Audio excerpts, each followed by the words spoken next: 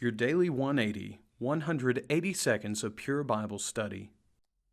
Thank you for joining us for this, your Daily 180 Bible study. We appreciate you being with us so much. This week, we're talking about the cure for worldliness. Today, we're specifically looking at James chapter 4, verse 10. Humble yourselves in the sight of the Lord, and He will lift you up.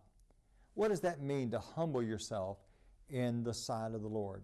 It has to do with humility, but it also has to do with the idea that we're going to humble ourselves before His holy word and do His will and only His will. You see, worldliness does just the opposite. Worldliness seeks worldly pleasure rather than the will of God. Now, Jesus set for us a wonderful example. Philippians chapter 2, verse number 5 says, have this attitude in you which was also in Christ Jesus, or have this mind. You see, we need a mind transplant.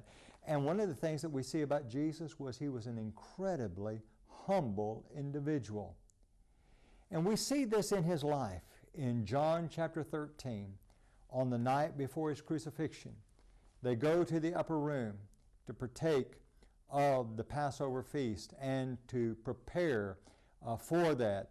And they also, Jesus there institutes the memorial feast.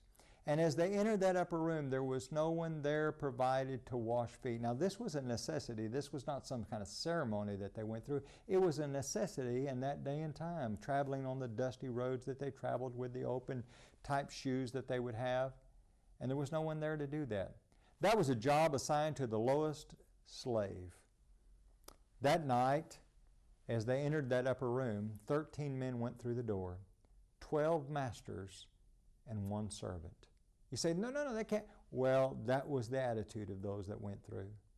You see, there was only 1 servant that went through, and he was truly the master. And he demonstrated that by washing their feet.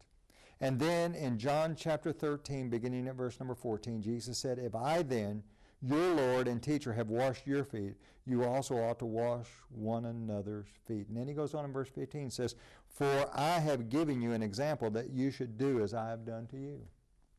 Now there he's not talking about some ceremony that we go through and wash one another's feet, unless that's what you need.